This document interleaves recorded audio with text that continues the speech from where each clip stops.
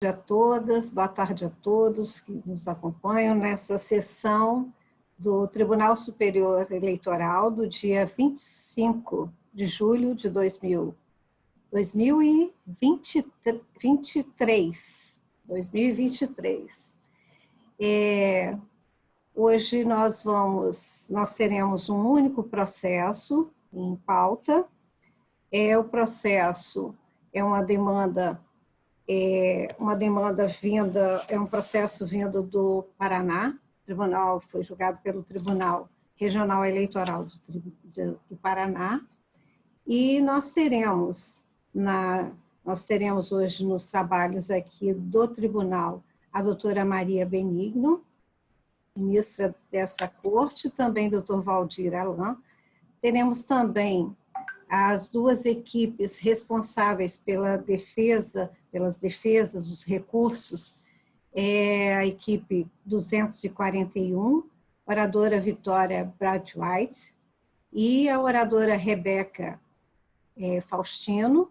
Na réplica também a Rebeca Faustino, a equipe 2 de número 136, oradora Laís Reis, e o segundo orador Lucas Vinícius, tréplica com a Laís, e já foi feito um informe que já foi feito o pregão, já que nós estamos uma sessão virtual, e também que as equipes, os advogados já consensaram o tempo que será de 7 minutos para cada um dos oradores. E nós vamos começar com a equipe, a defesa de Marcos Rocha, Carlos Cunha e do Partido Comunista, representados pelas doutoras Vitória e Rebeca. Se a doutora Maria, doutor Vandir, não tiver nenhuma observação antes de começarmos, eu já passo a palavra à doutora Vitória. Podemos? Sim. Doutora Vitória, por favor. Boa tarde. Excelentíssimos representantes da Corte, boa tarde. Me chamo Vitória e estarei representando aqui Carlos Cunha, Marcos Rocha e o Partido Comunista. Preliminarmente, gostaria de ressaltar que as ações foram propostas por partes legitimadas a fazê-lo, conforme disciplina da legislação complementar número 64 de 1990, foram processadas pelos juízes competentes e movidas contra partes legitimadas a figurar no polo passivo. Gostaria de iniciar essa argumentação ressaltando que há interesse recursal por parte dos meus clientes, uma vez que diversas matérias com relação ao mérito foram desconsideradas devido a empecilhos processuais, como, por exemplo, o litisconsórcio passivo necessário, que anulou a ação de acusação movida contra a ida dos acusados ao Centro Espírita Luz Divina. Gostaria de ressaltar também que houve por parte dos acusados abuso do poder econômico e arrecadação ilícita de recursos, uma vez que os candidatos João e José Silva valeram-se de recursos oriundos de empresas familiares para fazer uma doação ilegítima de pessoa jurídica pré-campanha. Devemos ressaltar também que os gastos não foram contabilizados, estando assim à margem da prestação de contas. Devido a tais ações, os candidatos se colocaram em face de vantagem em face aos demais candidatos, ferindo assim o princípio da isonomia presente no artigo 5º da Constituição Federal. Devo ressaltar que a pré-campanha não tem como objetivo angariar votos e que os atos feitos pelos candidatos durante a pré-campanha acabaram manipulando a população de forma ilegítima por parte dos irmãos Silva. Uma pesquisa realizada pelo IBOPE em setembro do mesmo ano, meses depois dos candidatos realizarem o início de sua pré-campanha, demonstrou que 71% dos entrevistados possuía maior propensão a votar em um candidato que nunca havia ocupado um mandato eletivo e que 62% dos entrevistados preferiria votar em um candidato que estava se elegendo pela primeira vez do que um candidato à reeleição. Tal pesquisa apenas demonstra que a pré-campanha dos candidatos surtiu de maneira ilegítima o efeito de angariar votos para os irmãos Silva. Devemos nos atentar também ao uso indevido dos meios de comunicação, proferindo vantagens aos candidatos, como, por exemplo, a entrevista concedida a João Silva para uma rádio dos seus familiares, na qual este mesmo possuiu 60 minutos a mais do que os demais candidatos, colocando-se novamente em posição de vantagem e ferindo novamente o princípio da isonomia presente no artigo 5º da Constituição Federal. Devemos nos atentar também aos diversos disparos de mensagens feitas por seus eleitores, nas quais apenas se falava bem dos irmãos Silva.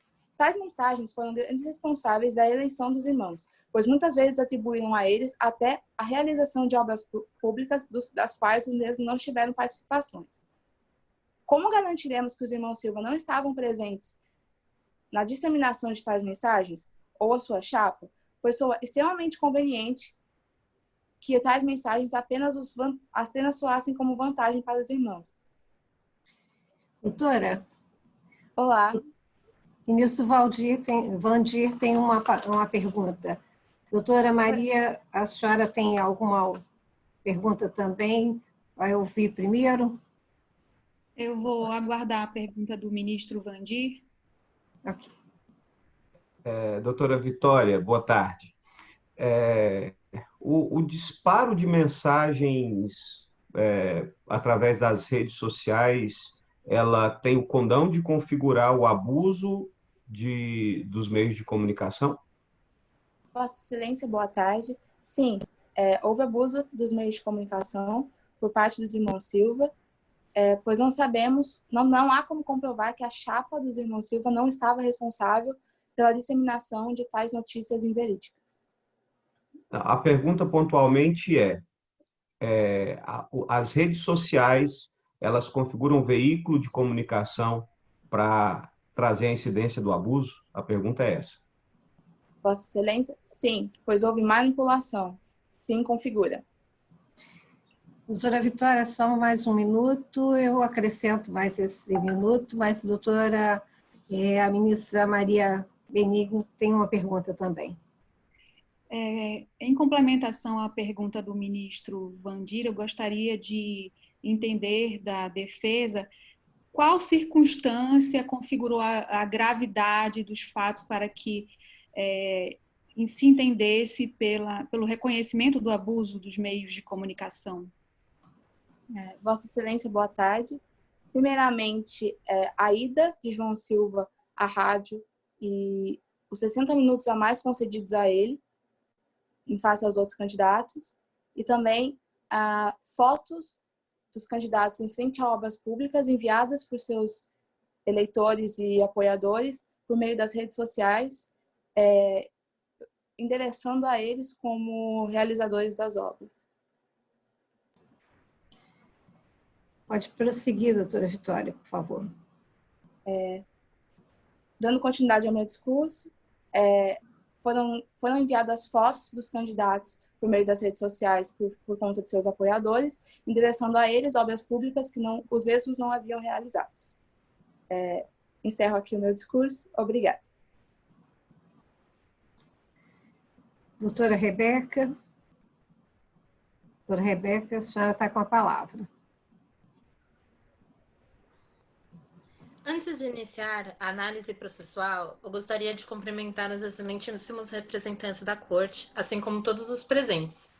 Eu, Rebeca Vieira, atuo hoje em face dos irmãos Silva nas 4 ações devidamente reunidas de ofício pelo ministro relator, com base no artigo 96b da Lei das Eleições. A exigência da eficiência processual é um instituto relativamente novo no ordenamento jurídico brasileiro e favorece Rebeca, Sim. Só um minuto, por favor. A reunião das ações, ela se deu aqui no Tribunal Superior Eleitoral ou foi no Paraná?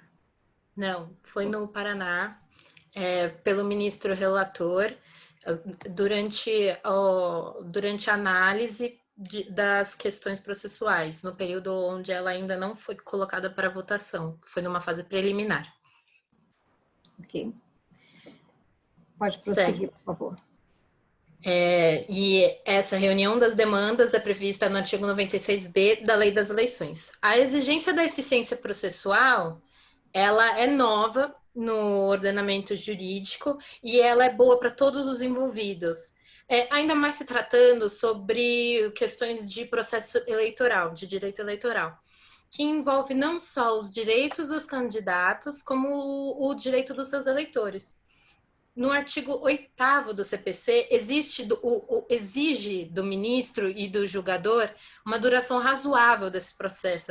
Então, não é necessária a sua divisão. Mesmo a acusação não sendo não esteja exatamente se tratando das mesmas acusações, trata-se de um único fato, a manipulação eleitoral ilegal dos irmãos Silva. As alegações em relação à suspensão do ministro relador não procedem, uma vez que não há comprovada ligação entre ele e Marcos Rocha, ou qualquer um de meus clientes. As possíveis relações prévias entre juiz e as partes em questão não são suficientes para ser consideradas sob o artigo 145 do Código de Processo Civil, sendo, então, não pode ser considerado ilegal, muito menos uma hipótese de suspensão. Considerando ainda as suas ações imparciais durante o processo, comprovam a impossibilidade de suspensão. Alguns dos fundamentos que motivaram o recurso por parte da acusação são baseados nas decisões relativas à ilicitude da gravação ambiental e à ausência de litisconsórcio necessário. Quanto à gravação, o STF possui decisão assentada no sentido de licitude de gravações ambientais como prova, mesmo se um dos interlocutores não tiver conhecimento dessa gravação. O restaurante foi anteriormente considerado como inviolável e os direitos individuais de João Silva foram preservados e considerados em detrimento dos direitos dos funcionários. Que não são obrigados a trabalhar em um ambiente que está sendo usado para cometimento de crimes. Por isso, a consideração de gravações ambientais durante esse processo deve ser considerada e já está pacificada na atual jurisprudência nacional. Anteriormente, foi desconsiderada a análise do mérito em relação à captação ilícita do sufrágio por conta das questões processuais, já faladas pela advogada Vitória. Mas peço que se atentem pela lisura do processo eleitoral, uma vez que o discurso proferido por João Silva tinha objetivo explícito de manipular o sufrágio, mesmo que não comprovado materialmente, mesmo que não seja comprovado devidamente a troca, os requisitos necessários para essa captação, porque na verdade se tratam realmente de requisitos subjetivos para confundir qualquer tipo de acusação ou ação que pudesse eventualmente ser colocada contra João Silva neste caso. Quanto ao abuso de poder religioso, é importante salientar que a presença dos irmãos em um centro espírita às vésperas de uma eleição ultrapassa o mero exercício do direito da liberdade religiosa, porque o discurso tendencioso do presidente do centro espírita possui um pedido explícito de votos, que pode ser visto por meio da gravação. A lógica do discurso condiz com mensagens veiculadas durante toda a campanha. A prática religiosa se misturou e se confundiu com a campanha, mesmo sendo ministrada pelo líder religioso. Para que seja considerado um ato ilícito, é necessária a constatação de má fé e de uma constatação de vários atos ilícitos de má fé e com intenção de manipulação eleitoral por parte dos irmãos, porque o abuso religioso ele só possui respaldo jurídico como ilícito por meio da jurisprudência, e foi possível constatar pela preparação premeditada de cerimônia com fins de benefício dos irmãos que desvirtuou o caráter religioso da reunião, fez com que provasse que se tratava de um ato ilícito, uma má fé. Por último, a defesa alega que a Doutora Rebeca, Doutora Rebeca, só um minuto, por favor. Sim, sim. Doutor Vandir tem uma pergunta para a senhora. Certo. Doutora Rebeca, em que medida o contexto fático revela gravidade nessa conduta referente ao abuso de poder religioso? O abuso de... Eu gostaria, doutora Rebeca, só de completar o seguinte, essa reunião que foi gravada no Centro Espírita, ela era uma reunião ordinária ou ela foi especialmente convocada? Tem algum registro nessa gravação que indica que foi especialmente... além disso, o responsável pelo Centro Espírita, ele chegou a pedir votos ou ele só abençoou os candidatos?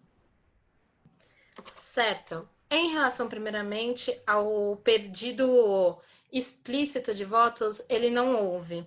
Inclusive, todo esse caso se trata sobre subjetividades e fatos ilegais feitos de modo um tanto que discreto para que não sejam caracterizados como ilegais.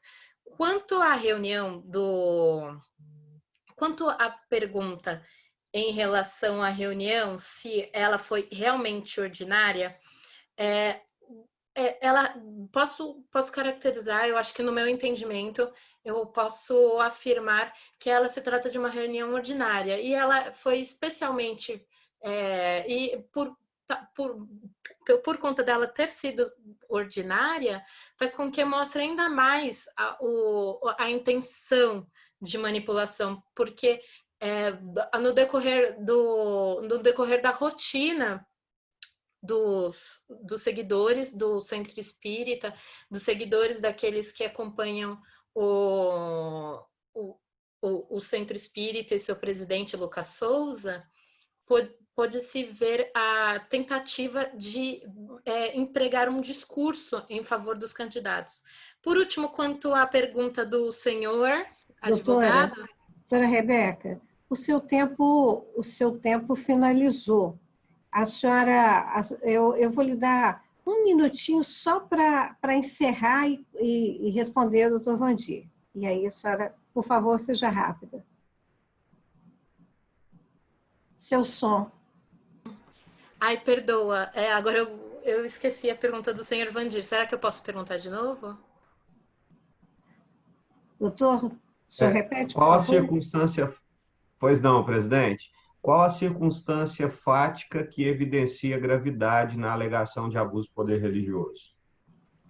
A gravidade, por conta de não existir dispositivos legais que possam caracterizar e definir certamente o que se caracterizaria como abuso religioso, a gravidade deve ser visualizada por meio da intenção, por meio da manipulação, por meio da premeditação e de toda uma organização anterior a esse discurso e o modo velado como foi feita tal tipo de discurso para que não parecesse um abuso, mas que manipulasse o sufrágio de uma forma ainda mais eficiente.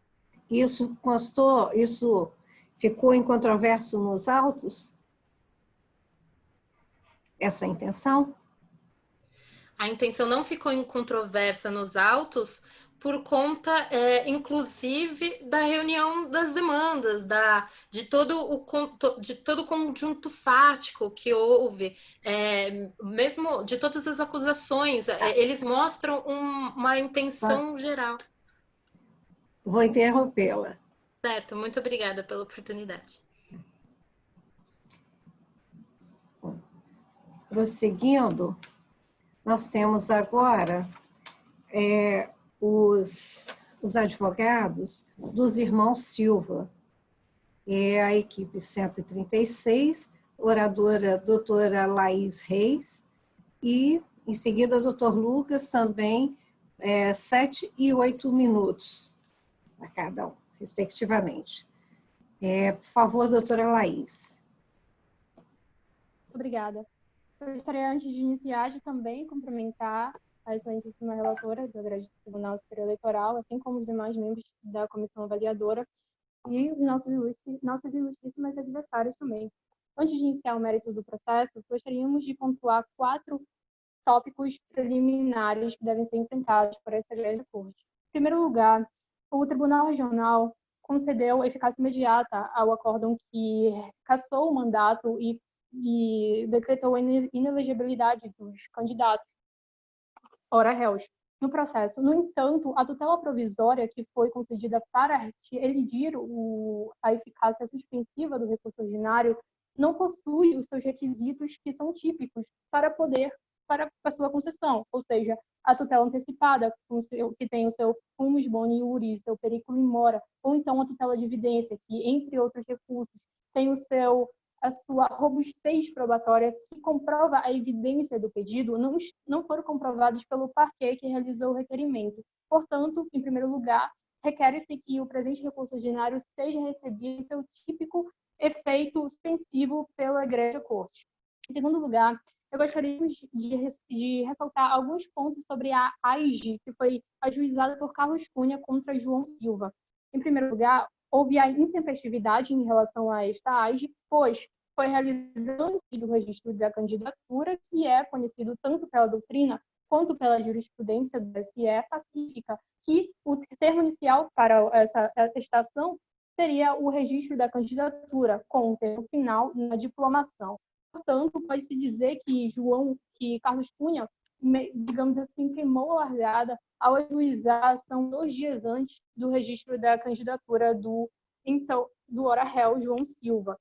Em segundo lugar, em relação ao litisconsórcio passivo necessário que foi reconhecido pela Corte Regional, gostaríamos de dizer que não apenas existe obrigatoriedade do litisconsórcio passivo em relação ao gerente, que foi apontado como responsável, ou seja, não apenas como mandatário, que tornaria o litisconsórcio dispensável, mas como responsável pela suposta captação ilícita de sufrágio, mas também nessa ação que visa a cassação do registro, não foi citado o vice-candidato de João Silva para integrar a demanda, ou seja, violando a súmula 38 do TSE, que diz que em ações que visem a cassação do mandato em pleitos majoritários, que é o caso, que ele era candidato a governador, deve-se citar também o vice-candidato para que este defenda o seu direito de ocupar aquele cargo, o que não foi observado no caso em tela.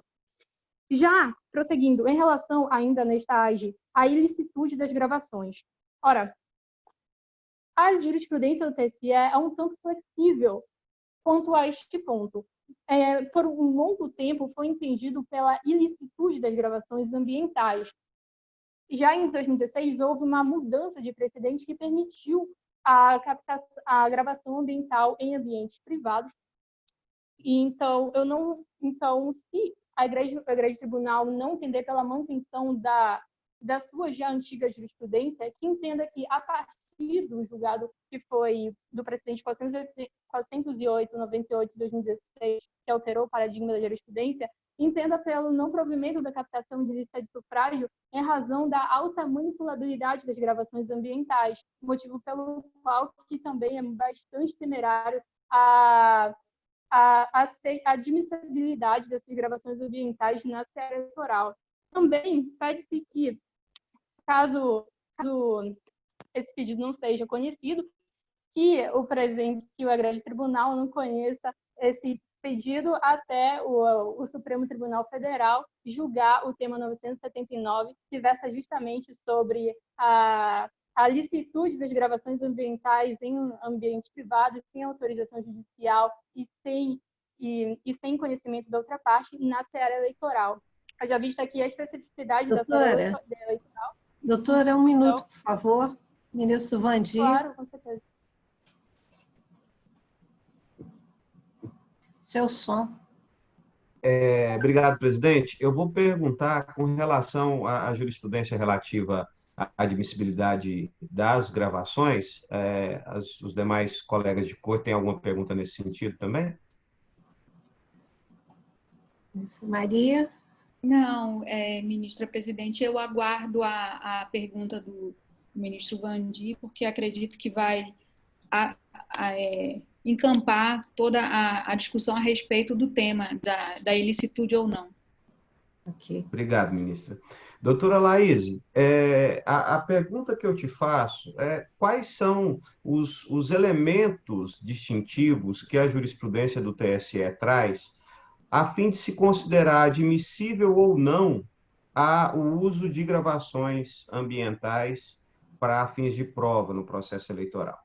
Quais são as hipóteses em que a jurisprudência admite o uso dessa prova?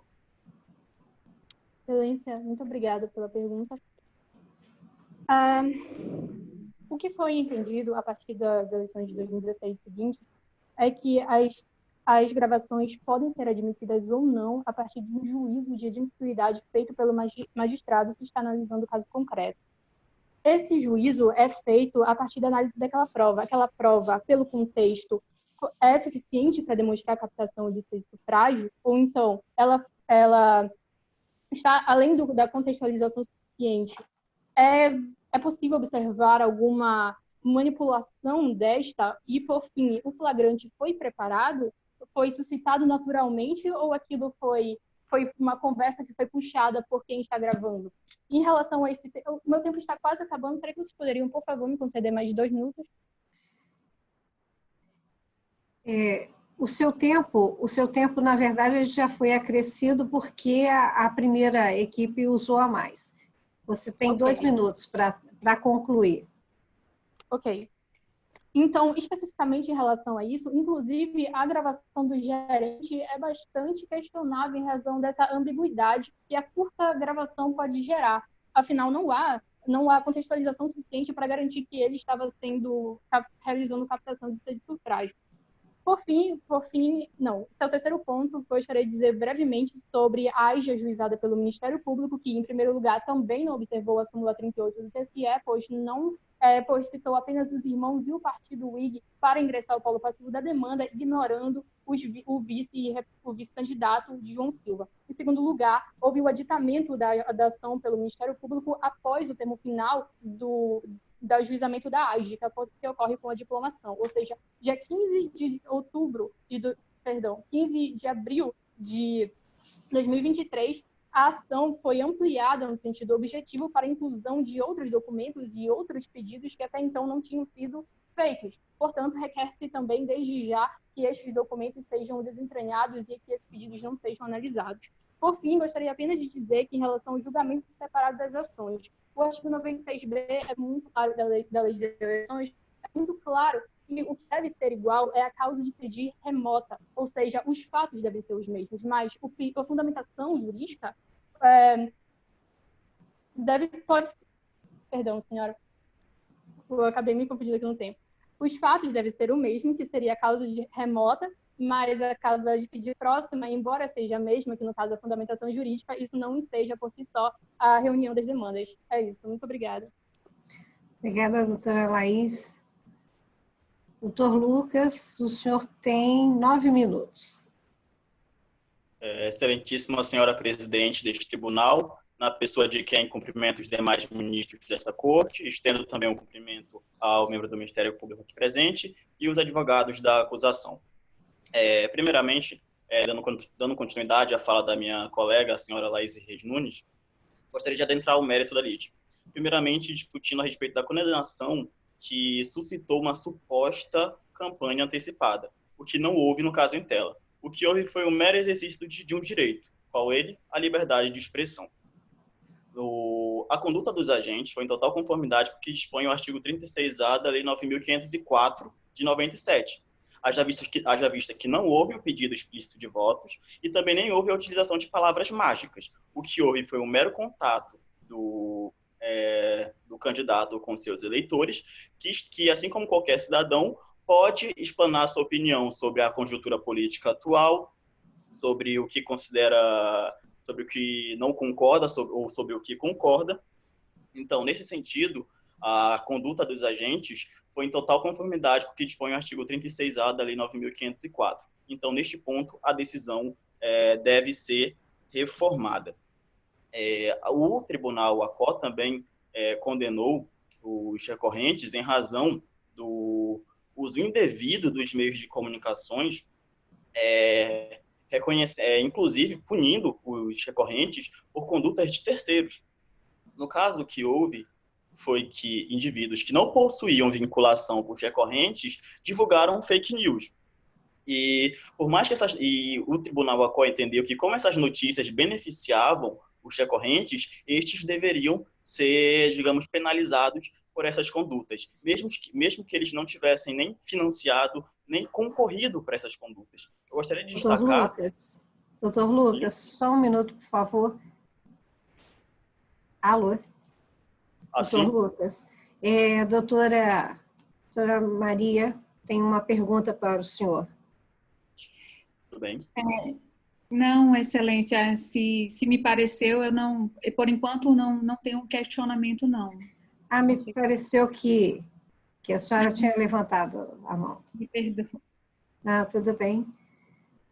Tudo bem, Excelência. Pode prosseguir, doutor, por favor. Obrigado, Excelência. Em razão quando eu estava continuando, eles foram condenados por condutas de terceiros. Eu gostaria de destacar que neste Tribunal Superior Eleitoral estão sendo julgados 2 AGs que versam sobre o tema, sobre o disparo de mensagens em massa.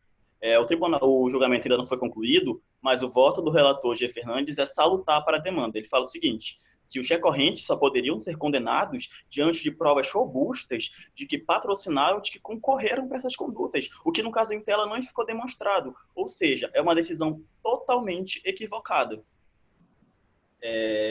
Ademais, dando continuidade, gostaria de abordar a questão do abuso de poder religioso destacado intempestivamente pelo MP.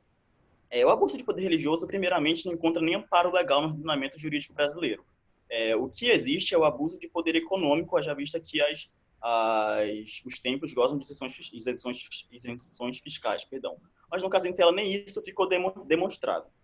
Gostaria de destacar que a conduta do senhor Lucas foi totalmente individual. O Estado brasileiro, ele é laico, mas ele não é laicista. O senhor Lucas tinha direito a explanar seu ponto de vista religioso e também explanar seu ponto de vista político. Mas a gente não está discutindo isso. Eu gostaria só de destacar que neste também tribunal é discutido um RESP que versa sobre o tema. Ainda não foi concluído, mas a fala do ministro Alexandre de Moraes digamos, certeira. Ele fala o seguinte, que o tribunal deve decidir em conformidade com a lei e não além dela. Reconhecer o abuso de poder religioso é violar o princípio da legalidade e, posteriormente, vai ter que ser reconhecido também o abuso de poder artístico, haja vista que os cantores e atores gozam de uma posição de autoridade com seus fãs, o abuso de poder sindical, haja vista que o síndico representa uma posição de autoridade. Ou seja, é uma decisão totalmente dissonante do que preza o ordenamento jurídico. Alguma pergunta? Não, pode prosseguir, doutor. A respeito do suposto abuso de poder econômico. Gostaria de destacar que... Presidente, a ministra Maria Benigno, ela tem uma pergunta agora. Desculpa, eu não vi. Não, Pode eu passar, até aguardei, porque seria exatamente a respeito do tema que ele acabou de indicar que queria iniciar, mas já faço a pergunta, uma vez que foi reconhecido o abuso do poder econômico, e também por conta dos gastos de pré-campanha, e há nos autos a comprovação de que houve um gasto que foi o dobro do que restou registrado na prestação de contas. Eu gostaria de saber do doutor Lucas o que a defesa tem a dizer a respeito do posicionamento do Tribunal Superior Eleitoral, dos gastos que podem ser realizados em pré-campanha. Se há algum parâmetro e, no caso específico, se esse parâmetro foi observado. Obrigado, Excelência, pela questão. Doutora Maria, eu gostaria de destacar que teve um julgamento muito famoso ano passado a respeito da senadora Selma. Esse julgamento ficou destacado que na pré-campanha pode haver os gastos, o que não pode haver é o excesso. E no caso em tela, nem isso ficou demonstrado. O que nós percebemos nos autos é que as contas foram aprovadas, é claro que com ressalvas, e o valor excedido foi devolvido, então não há que se falar em um abuso de poder econômico, já vista que nem ficou demonstrada a posição a violação da paridade dos participantes do pleito eleitoral. Então nós entendemos que a conduta do agente, dos recorrentes, foi em total consonância com o que preza a seara eleitoral. Tudo bem, doutora? Podemos prosseguir. A respeito do uso indevido dos meios de comunicação. Eu gostaria de destacar que as mídias sociais foram uma espécie de revolução. Antes de continuar, eu só gostaria de retornar a respeito das fake news que foram vinculadas. Eu gostaria só de destacar que os prints anexados, 15 capturas de telas, carecem de ata notarial, ou seja, não gozam nem de credibilidade. As revistas que foram retiradas de um contexto e anexadas aos autos. E voltando ao ponto sobre o uso indevido dos meios de comunicação, gostaria de destacar que as mídias sociais aproximaram os eleitores dos candidatos, ou seja, um meio salutar que revolucionou a política. Então, se os demais candidatos não utilizaram desses meios, os senhores João Silva e José Silva não podem ser penalizados, portanto. Gostaria de destacar que as 4 entrevistas que foram concedidas à rádio pertencente à família do senhor João Silva, gostaria só também de destacar que a rádio é pertencente à família Silva, mas o senhor João Silva e o senhor José Silva não são presidentes da rádio, não são diretores da rádio, não interferem no que é dito ou no que não é dito, e não ficou demonstrado nos autos se os demais candidatos não foram convidados, se eles retornaram para participar de mais debates. O que ficou demonstrado foi que o senhor João Silva se interessou pela rádio, já vista que atende populações que não têm tanto acesso assim, talvez, à internet. Ou seja, ele quis se comunicar com os seus eleitores. Então, foi em total consonância com o que dispõe o ordenamento jurídico brasileiro. Deveria estar nos autos demonstrado que houve esse abuso desse meio de comunicação, o que não ficou demonstrado. E, por fim, gostaria só de destacar que, só retornando ao ponto, que as redes sociais foram utilizadas totalmente em consonância com o que dispõe o ordenamento jurídico, e os agentes não podem ser punidos se os demais candidatos não utilizaram essas mídias que são revolucionárias na aproximação dos eleitores e o candidato. Muito obrigado a este tribunal. Eu registrei aqui, Laila, que eu estou com um pequeno problema no vídeo, mas eu penso que podemos passar para a réplica. Sim. Neste caso, faz a réplica a advogada Rebeca. Perfeitamente. Isso mesmo. Eu mesma, obrigada, Vossa Excelência. Posso dar início à minha explicação? Por favor. Certo. Finalmente, vamos adentrar algumas questões feitas, alegadas pela defesa. Quanto à propaganda antecipada, é necessário frisar que as alterações legislativas que vêm ocorrendo nos últimos anos, tornando mais viável, flexibilizando a comunicação entre eleitor e candidato, fazem com que seja preservada o princípio da liberdade de expressão. Não serve, a propaganda, a pré-campanha não tem motivos para ter uma estratégia eleitoral. Essa estratégia eleitoral que pressupõe angariar votos. Portanto, a contratação de uma empresa mostra o caráter de desvirtuamento dos processos legítimos eleitorais. Quanto ao uso indevido de meios de comunicação, a utilização de 4 programas a mais, 60 minutos é muito bonito falar, mas 1 hora torna mais robusto, mas 4 programas a mais em relação aos seus outros candidatos na capital não é um fato à toa, principalmente considerado que a rádio é propriedade da família de João Silva, que tinha total interesse na sua eleição. Por último, doutora, só... E essa rádio, ela disponibilizou igual tempo para os outros candidatos? Tem essa demonstração nos autos? Era facultativo? Infelizmente, eu não tenho esse tipo de informação, se os outros candidatos foram, inclusive, nos memoriais foi falado que o convite foi feito a todos os candidatos, mas eu particularmente acho que todo o conjunto probatório, todo o interesse e são provas robustas de, no mínimo, caracterizar um ato ilícito, mesmo que menos grave do que seria com a presença da prova de realmente intenção clara e explícita de superioridade em relação ao programa. Por último, quanto à gravidade, eu queria salientar muito mais quanto a Lei Complementar 64, seu artigo 22, inciso 16, prevê uma dupla dimensão quanto à gravidade. Cada uma das atitudes, cada uma das acusações dos irmãos, seja João, seja José, tem maior ou menor grau de gravidade, mas elas são suficientes para prejudicar a legitimidade da disputa eleitoral em questão. Cada uma delas demonstra o uso de artifícios ilegais para garantir o mandato. A constatação da gravidade é ainda maior quando é possível vislumbrar a utilização massiva e intencional desses recursos ilegítimos. Por exemplo, a utilização massiva de disparos na internet. Mesmo alegando que foram os eleitores que fizeram isso, a utilização de disparos massiva pressupõe um modus operandi, pressupõe uma estratégia de campanha que ela deve ser encabeçada pelos candidatos. Por isso a responsabilização, por isso que há provas das 15 imagens vendo essa ligação e que deve ser considerada com grande delicadeza para ser caracterizada as subjetividades, principalmente quando se trata de relações de poder. Sim. Doutora, a senhora encerrou, podemos passar então, é o doutor Lucas que faz a réplica. Desculpa, é você, Laís. Que bom. Ok, iniciando agora. Bem, primeiramente, no início da apresentação da legítima advogada, no início, ela disse que a duração razoável do processo é um motivo suficiente para que as realizações sejam reunidas. Ora, com base nesse princípio, pode-se passar por cima do devido processo legal?